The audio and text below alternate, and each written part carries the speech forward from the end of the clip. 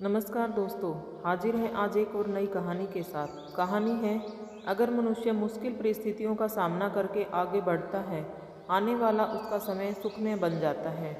कहानी है एक डरपोक पत्थर की। बहुत समय पहले की बात है।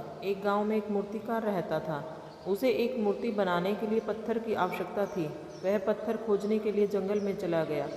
वहाँ पर उसे एक अच्छा और सुंदर सा पत्थर मिल जाता है, जिसे मूर्ति का आकार देना बहुत ही आसान था।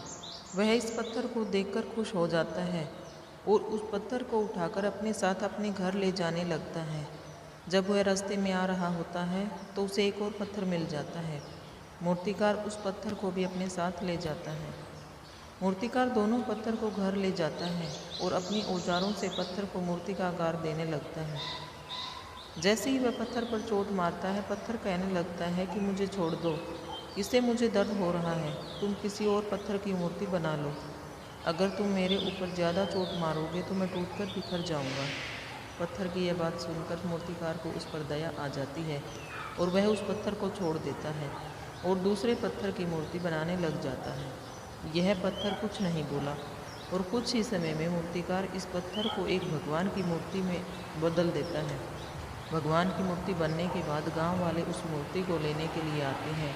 जब गांव वाले उस मूर्ति को ले जाने लगते हैं तो सोचते हैं कि मूर्ति के पास नारियल तोड़ने के लिए एक पत्थर की आवश्यकता और पड़ेगी। इसके लिए वे दूसरे पत्थर को भी अपने साथ ले जाते हैं।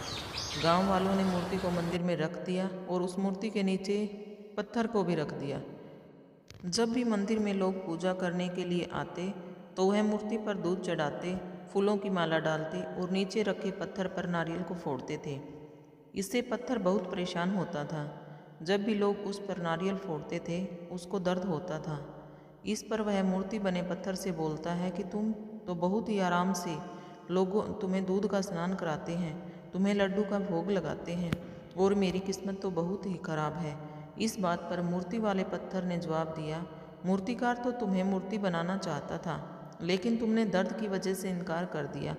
अगर तुम उस समय ऐसा नहीं करते तो शायद आज मैं तुम्हारी जगह पर होता और लोग मेरे ऊपर नारियल फोड़ रहे होते। लेकिन तुमने शुरुआत का दर्द सहन नहीं किया और तुमने आराम का रास्ता चुना, जिसकी वजह से अब तुम्हें दर्द सहन करना पड़ रहा है। यह बात उस पत्थर को समझ में आ गई और वह आगे से कुछ भी नहीं बोला। जब भी लोग उस पर नारियल को फोड़ते, वह सभी दुख हंसकर सहता था। जब लोग मूर्ति को लड्डू का भोग लगाते थे तो उस पत्थर पर भी लड्डू का भोग लगाते थे।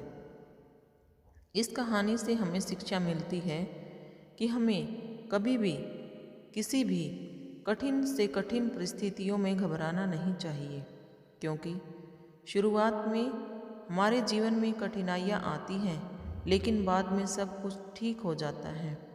जो व्यक्ति शुरुआत की कठिनाइयों का सामना करके आगे बढ़ जाता है, उसका आने वाला जीवन पूरा सुखमय हो जाता है। दोस्तों, कहानी अच्छी लगी हो तो चैनल को सब्सक्राइब करें, लाइक, कमेंट व शेयर ज़रूर करें। धन्यवाद।